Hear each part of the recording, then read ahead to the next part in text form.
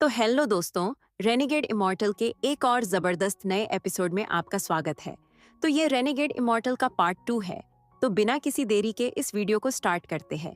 जैसा कि हमने लास्ट एपिसोड में देखा था कि वांग लेन ने ब्लैक आर्मर्ड बूढ़े के साथ बैटल किया था और वांग लेन ने ब्लड सोल पिल खाने के बाद ब्लैक टावर की ओर मुक्का मारते हुए खुद को सेल्फ डिस्ट्रक्ट कर लिया था।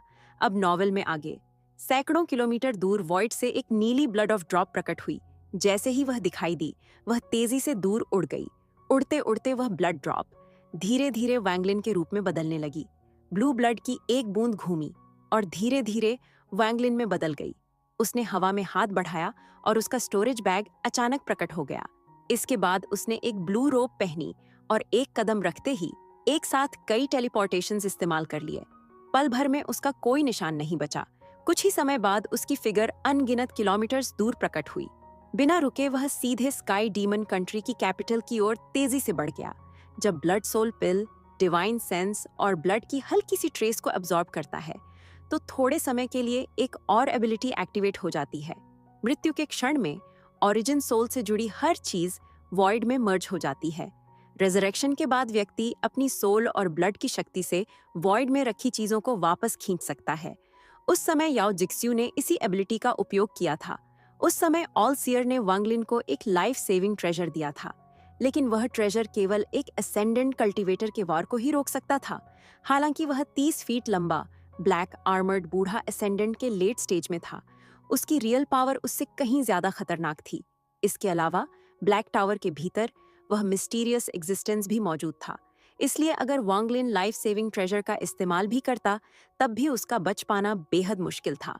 अनगिनत पॉसिबिलिटीज सोचने के बाद ही उसने ब्लड सोल पिल पर सब कुछ दांव पर लगाने का फैसला किया, वरना उसे ब्लैक टावर के भीतर मौजूद उस एग्जिस्टेंस से सीधी टक्कर लेनी पड़ती, और वह एग्जिस्टेंस उसकी क्षमता से कहीं ज्यादा शक्तिशाली था। जब वांगलिन पूरी तरह सोबर हुआ और उसने पिछली घटनाओं को याद किया तो उसके भीतर गहरी दहशत फैल गई। अगर सेलेस्टियल असेंशन फ्रूट की स्टिमुलेशन न होती तो वह उस मिस्टीरियस एग्जिस्टेंस की डिवाइन सेंस अटैक से न जाने कितनी बार मर चुका होता। वह अगले 400 साल डीमन स्पिरिट लैंड में रहकर सेलेस्टियल असेंशन फ्रूट को कंज्यूम करते हुए अपनी ओरिजिन सोल को सिम्युलेट नहीं कर सकता था। ऐसा करता तो उस व्यक्ति के उसे मारने से पहले ही वह पूरी तरह मैडनेस में, इसीलिए उसे सब कुछ दांव पर लगाना पड़ा। अगर वह ब्लैक टावर के भीतर मौजूद उस एग्जिस्टेंस को गंभीर रूप से घायल या पूरी तरह डिस्ट्रॉय नहीं कर पाता, तो चाहे वह कितनी भी दूर भाग जाता, डिवाइन सेंस अटैक से बचना असंभव था। उसे डर था कि जैसे ही सेलेस्टियल असेंशन फ्रूट का असर खत्म होगा, वह एग्जिस्टेंस फिर से डिवाइन सेंस अटैक शुरू कर देगा। वांगलिन को पूरा विश्वास था कि उस पल उसका बचना नामुमकिन होता। पूरे समय ब्लैक टावर के भीतर मौजूद वह एग्जिस्टेंस बाहर नहीं आया। यह साफ दिख रहा था कि उसका एग्जिस्टेंस टावर पर निर्भर था, और इसी बात ने वांगलिन के निश्चय को और मजबूत कर दिया। टेलीपोर्टेशन से बाहर निकलते ही वह लगातार स्काई डीमन सिटी की ओर उड़ता रहा। उसे 2 तैयारियां करनी थीं। पहली पहले ही पूरी हो चुकी थी और दूसरी थी एंशिएंट डीमन बेलुओं से मदद लेना। वांगलिन ने मन ही मन सोचा, एंशिएंट डीमन बेलुओं से 10 साल पहले जुड़ा मामला मेरी असेंडेंट स्टेज में ब्रेक थ्रू की वजह से टल गया था, लेकिन वह मामला बेहद महत्वपूर्ण था। इसलिए मुझे यकीन है एंशिएंट डीमन बेलुओं अपनी बात से पीछे नहीं हटेगा। ये सोचते ही वांगलिन और भी तेज उड़ने लगा। वांगलिन की ओरिजिन सोल के भीतर सेलेस्टियल असेंशन फ्रूट के कुछ रेमनेंट्स अब भी मौजूद थे। अब वह पूरी तरह सोबर था, इसलिए चाहे तो उन्हें आसानी से हटा सकता था, लेकिन वांगलिन ने ऐसा नहीं किया, क्योंकि अगर ब्लैक टावर महत्वपूर्ण नहीं निकला और उसके भीतर मौजूद एग्जिस्टेंस फिर भी डिवाइन सेंस से उस पर हमला कर सकता था, तो यही वैंगलिन का बैकअप बन सकता था। वैंगलिन ने मन में सोचा, अगर सच में ऐसा हुआ तो मुझे फ्यूजिट जैसी जिंदगी जीने के लिए तैयार रहना होगा। वैंगलिन ने हल्की सी सांस भरी। उसका और ब्लैक टावर के भीतर मौजूद एग्जिस्टेंस का पहले कोई वैर नहीं था। उसी एग्जिस्टेंस ने वांगलिन पर पहले हमला किया था, लेकिन कल्टीवेशन वर्ल्ड में सही या गलत कुछ नहीं होता। यहाँ सिर्फ ताकत मायने रखती है। टेलीपोर्टेशन से बाहर निकलने के बाद वांगलिन हैरान रह गया। उसने पाया कि जो सेलेस्टियल स्पिरिचुअल एनर्जी उसने खर्च की थी, वह तुरंत भर गई। इसका मतलब था कि वांगलिन कई बार ग्रेटर टेलीपोर्टेशन इस्तेमाल कर सकता था। ये मानना पड़ेगा कि ग्रेटर टेलीपोर्टेशन स्पेल बहुत ज्यादा सेलेस्टियल स्पिरिचुअल एनर्जी कंज्यूम करता है। पहले वांगलिन को सेलेस्टियल जेड से एनर्जी अब्सॉर्ब करने में समय लगाना पड़ता था, लेकिन अब यह कोई चिंता की बात नहीं थी। इसलिए वांगलिन ने लगातार ग्रेटर टेलीपोर्टेशन का उपयोग जारी रखा। वांगलिन ने सोचा, यह जरूर इसलिए है क्योंकि सेल्फ डिस्ट्रक्ट के समय सेलेस्टियल स्पिरिचुअल एनर्जी की वे 4 बूंदें पूरी तरह मेरे साथ फ्यूज हो गई थीं। रेजरेक्शन के बाद वे किसी खास तरीके से मेरे शरीर के भीतर मौजूद हैं। थोड़ा सोचने के बाद वांगलिन ने इस पर ध्यान देना छोड़ दिया। वह कई बार ग्रेटर टेलीपोर्टेशन इस्तेमाल कर चुका था और अब कैपिटल ज्यादा दूर नहीं थी। यह कहा जा सकता है कि इस यात्रा में वांगलिन पहले से कहीं ज्यादा तेजी से आगे बढ़ रहा था। वांगलिन ने मन में सोचा, दुर्भाग्य की बात है कि मैं उस समय सेलेस्टियल असेंशन फ्रूट की स्टिम्युलेशन में था, वरना मैं वह सोर्ड एनर्जी वहां छोड़कर नहीं आता। लेकिन मुझे याद है वह बॉडी कहाँ थी। अगर मैं वापस जाऊं तो क्या वह सोर्ड एनर्जी अब भी वहां होगी? यह सोचकर वांगलिन की आंखें चमक उठीं और वह एक्साइटेड हो गया। लेकिन वह जानता था कि अब भी फायर डीमन कंट्री वापस जाने का समय नहीं है। वांगलिन कैपिटल से सिर्फ एक ग्रेटर टेलीपोर्ट दूर था। जैसे ही वांगलिन टेलीपोर्ट करने के लिए कदम बढ़ाने वाला था, उसके पीछे से अचानक एक गुस्से भरी दहाड़ गूंजी। ब्लैक आर्मर्ड बूढ़े ने कहा, मैं देखना चाहता हूं कि तुम कहां तक भाग सकते हो। वांगलिन से लगभग 10,000 फीट पीछे आर्मर पहने एक विशाल बूढ़ा प्रकट हुआ। उसकी फिगर बेहद डिग्निफाइड थी। उसकी आंखें चमकीं और अगले ही पल उसका पूरा शरीर भयानक डेविलिश एनर्जी से ढक गया। वांगलिन का एक्सप्रेशन बदल गया। वांगलिन ने तुरंत एक कदम आगे बढ़ाया। जब वांगलिन का शरीर गायब होने ही वाला था, तब उसने पलटकर उस विशाल बूढ़े की ओर देखा। यह नजर उसे लगभग चौंका ही देती। वांगलिन ने चौंकते हुए सोचा, लिंग तियनहू, वह विशाल बूढ़ा सोर्ड सेंट लिंग तियनहू से बेहद मिलता जुलता था। वांगलिन का शरीर गायब हुआ और वह कैपिटल से 50 किलोमीटर दूर दोबारा प्रकट हुआ। उसका चेहरा गंभीर था, आंखों में रोशनी चमकी और उसने मन में सोचा, यह लिंग तियनहू नहीं है। दिखने में वह लिंग तियनहू जैसा है, लेकिन वह कहीं ज्यादा जवान लगता है। इसके अलावा उसमें लिंग तियनहू जैसी ऑरा नहीं है और चेहरा भी पूरी तरह समान नहीं है। कुछ समानताएं जरूर हैं। क्या यह हो सकता है? इसी क्षण आर्मर पहना वह विशाल बूढ़ा वॉइड से कदम रखता हुआ वांगलिन के पीछे प्रकट हुआ और उसने वांगलिन को घूरते हुए पूछा, आर्मर पहने? बूढ़े ने कहा, तुम भाग क्यों नहीं रहे? यह कहते ही उसने हाथ आगे बढ़ाया और उसकी उंगलियों के सिरे से डेविलिश एनर्जी की 5 धाराएं सीधी वांगलिन की ओर निकल पड़ी। वांगलिन की आंखें चमक उठीं और वांगलिन ने अचानक पूछा, लिंग तियनहो, तुम्हारे लिए कौन है? उस विशाल आदमी का दायां हाथ अचानक रुक गया। डेविलिश एनर्जी से भरी उसकी आंखों में उलझन की झलक आ गई और आर्मर पहने विशाल आदमी ने बुदबुदाते हुए कहा, लिंग तियनहू, यह नाम बहुत जाना पहचाना सा लगता है। वांगलिन तेजी से पीछे हटा। उसकी आंखें ठंडी हो गईं और वांगलिन ने जोर से कहा, दालू सोर्ड सेक्ट के सोर्ड सेंट लिंग तियनहो। आर्मर पहने विशाल आदमी ने दोहराया, डालू सोर्ड सेक्ट सोर्ड सेंट। उसकी आंखों में उलझन और भी गहरी हो गई और वह तड़पने लगा। ठीक उसी पल उसके भौहों के बीच एक डेविल सोल की इल्यूजन अचानक प्रकट हुई। उसने वांगलिन को घूर कर देखा और एक तीखी चीख निकाली। उस चीख के साथ ही विशाल आदमी की आंखों से उलझन गायब हो गई और उसकी जगह डेविलिश फ्लेम ने ले ली। वांगलिन तेजी से पीछे हट गया और वांगलिन ने चिल्लाकर कहा, एंशिएंट डीमन बेलुओ।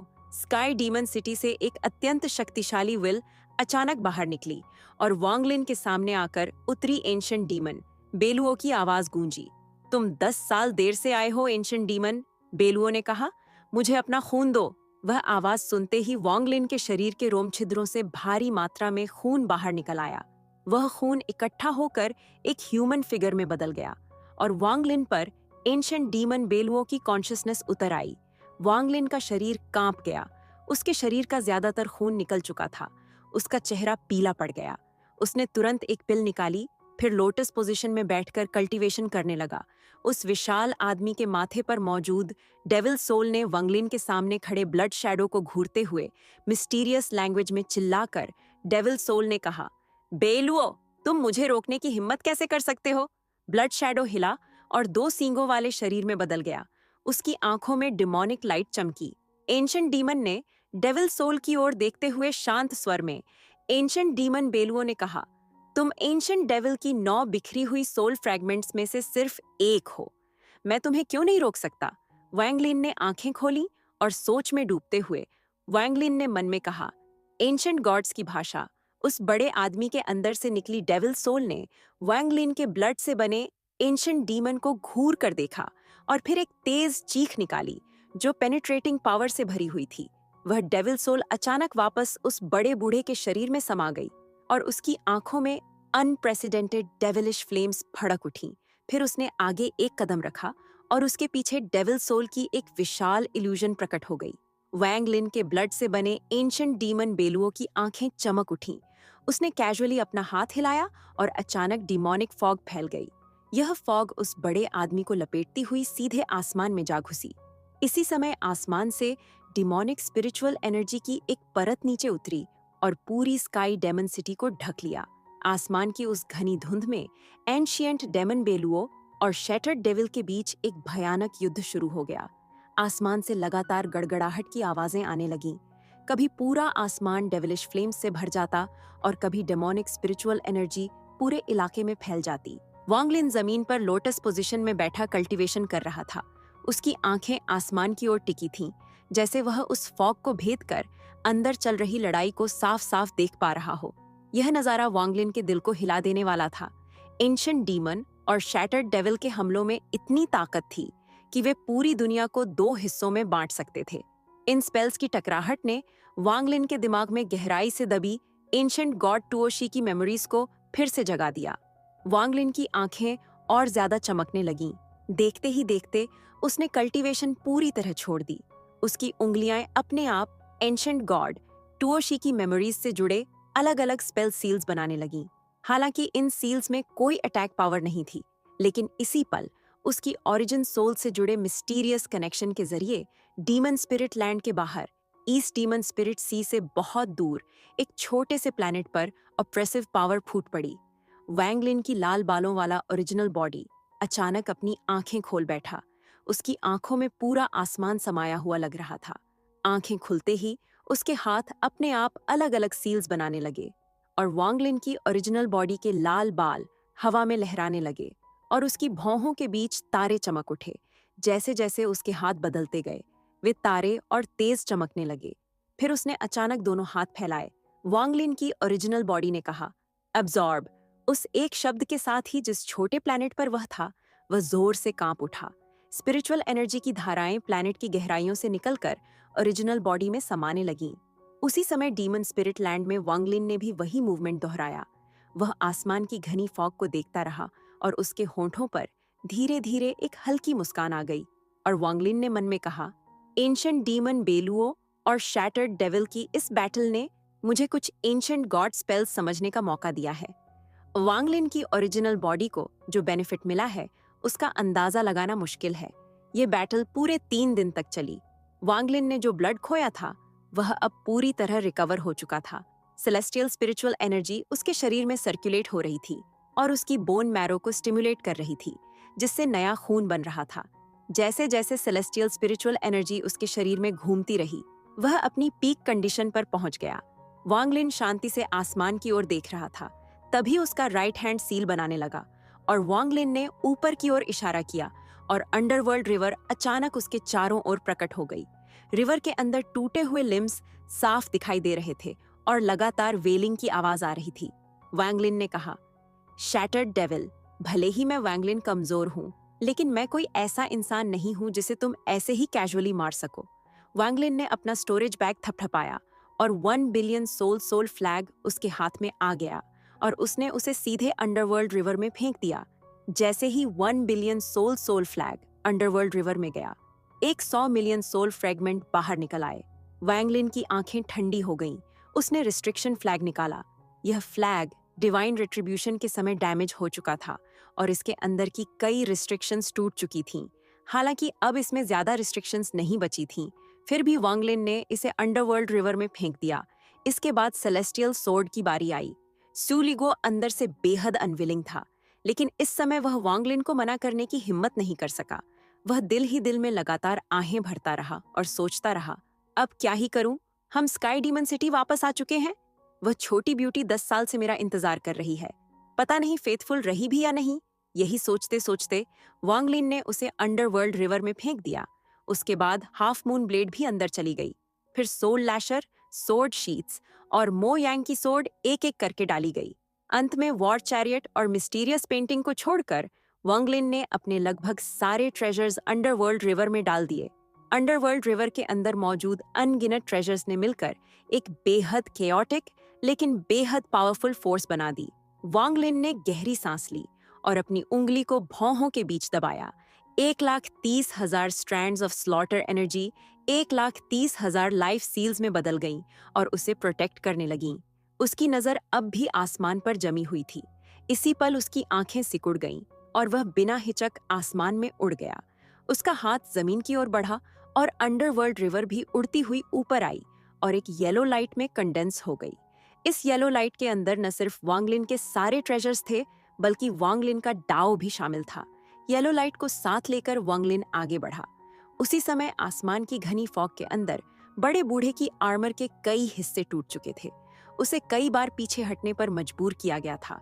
उसकी आंखों में मौजूद डेविलिश फ्लेम्स भी कमजोर पड़ चुकी थीं, लेकिन फिर भी वह पागलों की तरह रोर कर रहा था। वांग लिन के खून से बने एंशिएंट डीमन की आंखें चमक उठीं। वह आगे बढ़ा और एक के बाद एक स्पेल्स छोड़ता चला गया। बड़ा आदमी खून खांसता हुआ फिर से पीछे हटने पर मजबूर हो गया। तभी एंशिएंट डीमन बेलुओ ने कहा, एक्सेप्ट योर डेथ। ये कहते ही बेलुओ की इल्यूजन ब्लड बॉडी के अंदर समा गई। फिर वह डिमोनिक लाइट की एक किरण में बदल गया और बड़े आदमी के पूरे शरीर को घेर लिया।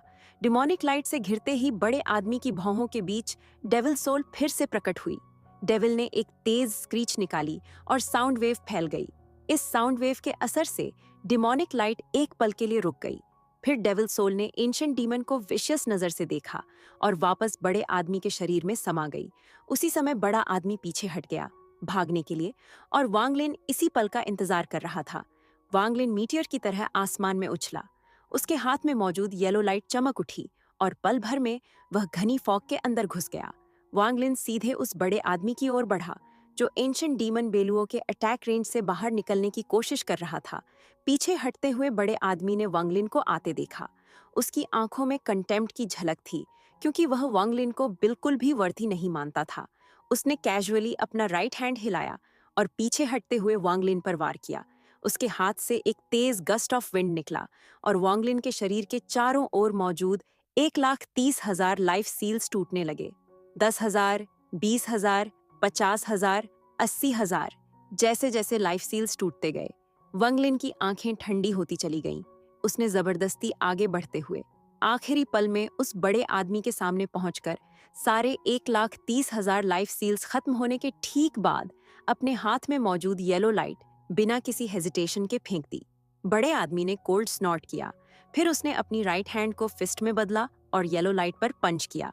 वह इस येलो लाइट को तोड़ देना चाहता था, लेकिन जिस पल उसकी राइट हैंड येलो लाइट से टकराई, उसका एक्सप्रेशन बुरी तरह बदल गया। येलो लाइट के अंदर बहुत सारी अलग अलग ऑरास थीं और वे सब डिवाइन सेंस और डाओ की एक ही स्ट्रैंड से जबरदस्ती मर्ज की गई थीं। इसने मिलकर ऐसी फोर्स बना दी थी जो उसे भी थ्रेटन कर सकती थी। अगर सब कुछ नॉर्मल होता तो शायद यह उसे सच में थ्रेटन न कर पाती, लेकिन वह पहले से इंजर्ड था। एंशिएंट डीमन बेलुओं के साथ लंबी बैटल के बाद और ज्यादा चोटें लग चुकी थीं। डेविल टावर खोने के बाद उसकी डिवाइन सेंस आर्मर के अंदर फंसी हुई थी।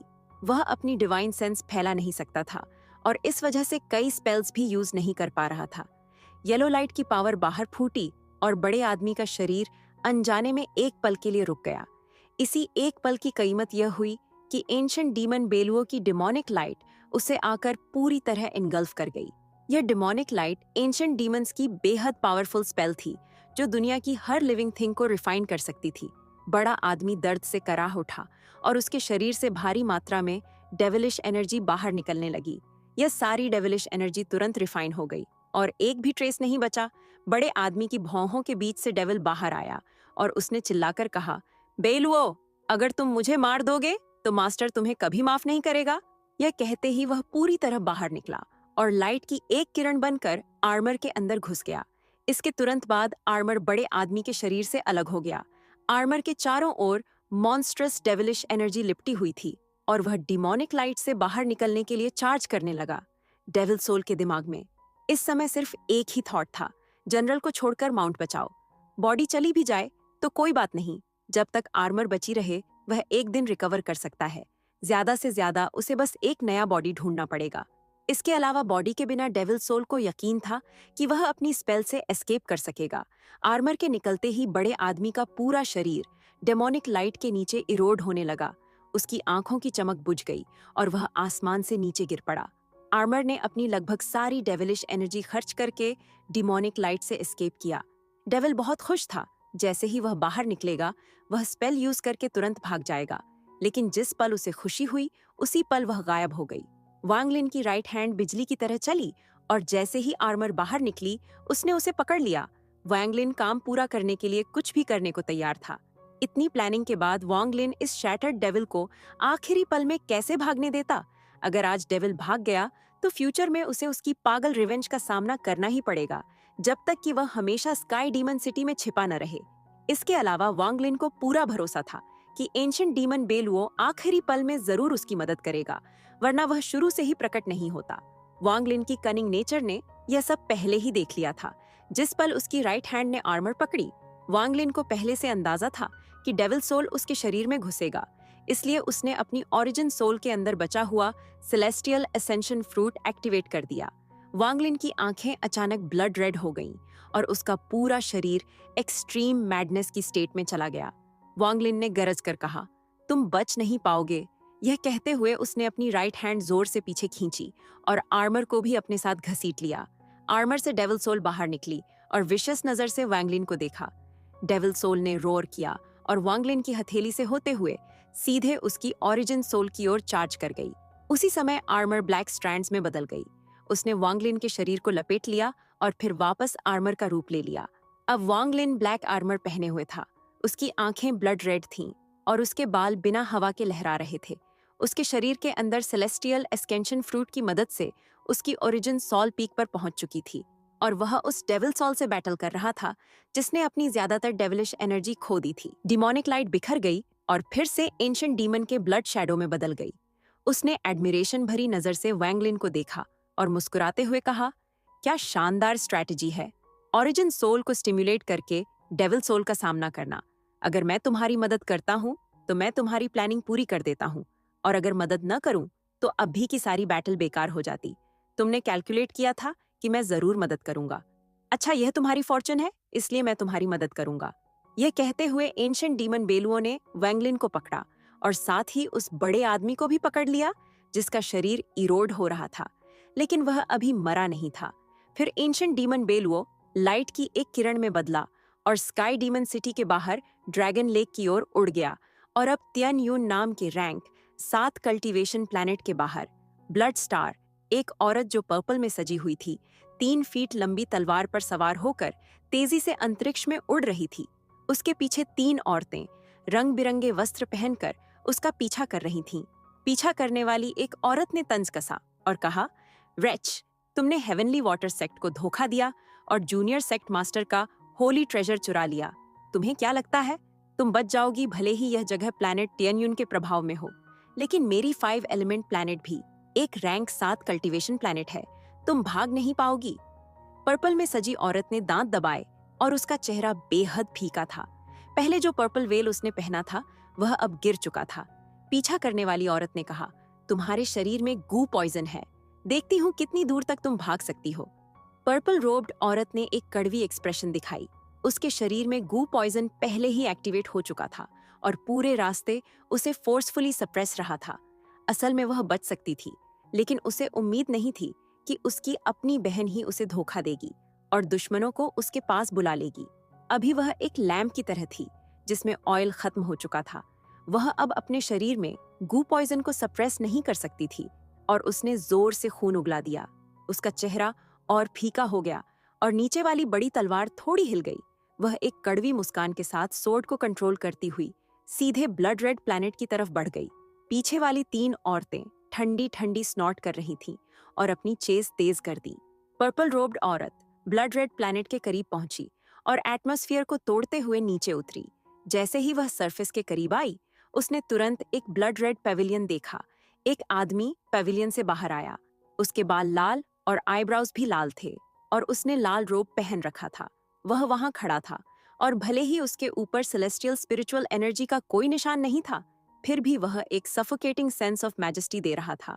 उसने ठंडे स्वर में पर्पल रोब्ड औरत और उसके पीछे वाली तीनों औरतों को देखा और काल्म होकर कहा, स्क्रैम। तीनों औरतों के एक्सप्रेशंस थोड़े बदल गए। उनमें से एक ने जल्दी से कहा, 5 एलिमेंट प्लैनेट की हेवनली वाटर सेक्ट एक ट्रेटर को पकड़ने की कोशिश कर रही है। उम्मीद है सीनियर हस्तक्षेप नहीं करेंगे। आदमी की आंखों में एक ठंडी चमक आई। उसने अपने बड़े स्लीव्स हिलाए और एक गस्ट ऑफ विंड तीनों औरतों को ब्लड रेड प्लैनेट से बाहर उड़ा दिया। आदमी ने पूछा, तुम्हारा नाम क्या है? पर्पल रोब्ड औरत ने उत्तर दिया, जीशिन। जूनियर का नाम जीशिन है। मैं रैंक 6 कल्टीवेशन प्लैनेट सुजाकू की कल्टीवेटर हूँ। पर्पल रोब्ड औरत ने सामने खड़े व्यक्ति को देखा। यह व्यक्ति केवल एक वेव से उसके पीछे वाली औरतों को दूर कर सकता था। ऐसी कल्टीवेटर पावर वास्तव में बहुत टेरिफाइंग थी। अब प्लैनेट सुजाकू, कंट्री ऑफ चू द क्लाउड स्काई सेक्ट। अब क्लाउड स्काई सेक्ट पहले जैसी नहीं थी। कंट्री ऑफ चू को करंट सुजाकू जो वुताई ने रैंक 4 कल्टीवेशन कंट्री तक उठाया था। भले ही यह केवल रैंक 4 था, लेकिन इसका sphere of influence rank 4 cultivation countries में सबसे बड़ा था। इवन की सभी रैंक 5 कल्टीवेशन कंट्रीज में सबसे बड़ा था। कंट्रीज को कंट्री छू में आने पर रिस्पेक्ट दिखाना पड़ता था, खासकर जब वे क्लाउड स्काई सेक्ट का सामना कर रहे हों। तब क्योंकि लगभग हर कोई जो उन कुछ 100 सालों की घटनाओं को जानता था, वे सभी वंगलिन नामक कल्टीवेटर को जानता थे। वही व्यक्ति अकेले ही प्लैनेट सुजाकू पर एक बड़ा कभी न देखी गई लहर खड़ी कर गया था। क्लाउड स्काई सेक्ट के रैंक 4 कंट्री बनने के बाद उन्होंने अपनी सेक्ट को तोड़ दिया। फिर पूरी कंट्री की मदद से उन्होंने हाई क्वालिटी स्पिरिट स्टोन से वांगलिन का एक जायंट स्टैच्यू बनाया। यह स्टैच्यू उस आदमी का था जो काले कपड़ों में था। उसकी आंखों में पॉन्डरिंग एक्सप्रेशन था। भले ही वह हैंडसम नहीं था, फिर भी उसके प्रेजेंस में out of this world feeling थी। उसका राइट हैंड सील बनाता हुआ लग रहा था, जैसे वह सोच रहा हो। स्टैच्यू ने एक टेरिफाइंग मैजेस्टी फैलाई जो आसपास के इलाके को ढक रही थी।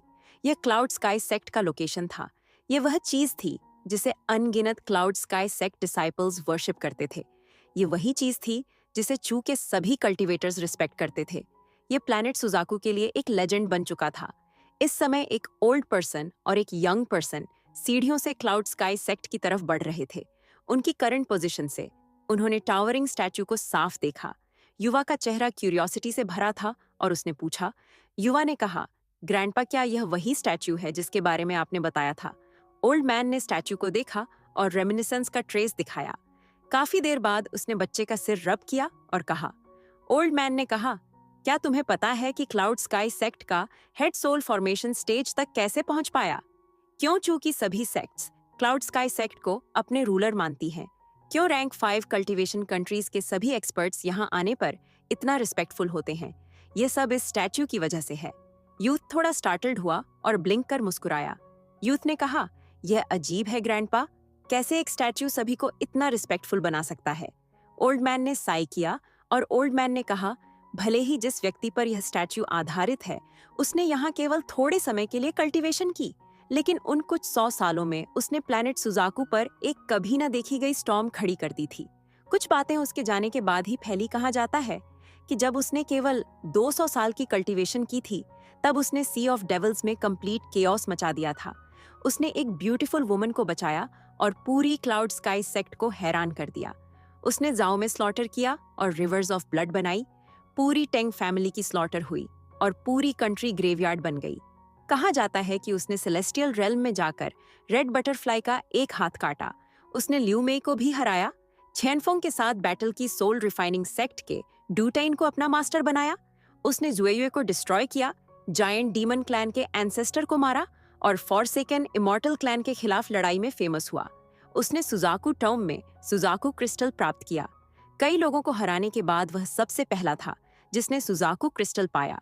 वह सुजाकू का टाइटल प्राप्त कर सकता था, लेकिन उसने इसे अस्वीकार कर दिया और करंट सुजाकू जो वुताई को दे दिया। यूथ ने उत्साहित होकर कहा।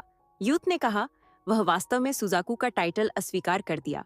ओल्ड मैन ने कहा, अन्यथा तुम सोचते क्यों? करंट सुजाकू जो वुताई हर बड़े इवेंट पर साइलेंट होकर इस स्टैच्यू को देखता है। प्लैनेट सुजाकू पर उस व्यक्ति के जन्म से पहले होली लैंड माउंट सुजाकू था। अब होली लैंड ये क्लाउड स्काई सेक्ट है। यूथ का मुंह खुला रह गया। उसने पहले इसके बारे में सुना था, लेकिन आज जितना डिटेल मिला उतना कभी नहीं।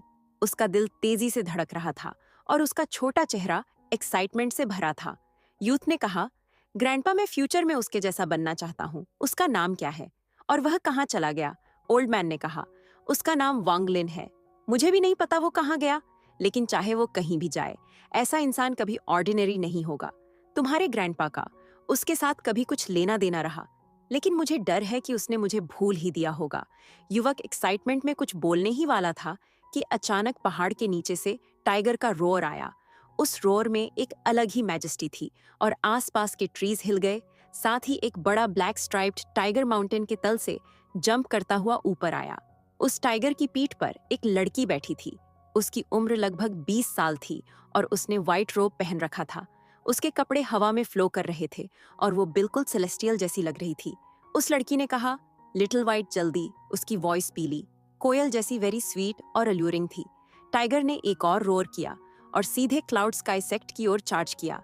जब वे माउंटेन टॉप तक पहुंचे, टाइगर ने स्टैचू के पास जमीन पर लैंड किया। टाइगर की आईज स्टैचू की ओर देखी और फिर उनमें तिरस्कार झलकने लगा। वह सोच रहा था, यह छोटी लड़की बहुत सिली है। क्यों उसे इस इंसान को ढूंढना है? यहाँ रहना बेहतर था। मेरे पास कई टिग्रेस हैं, अगर हमें फ्यूचर में जाना पड़े तो कैसे छोड़ पाऊं?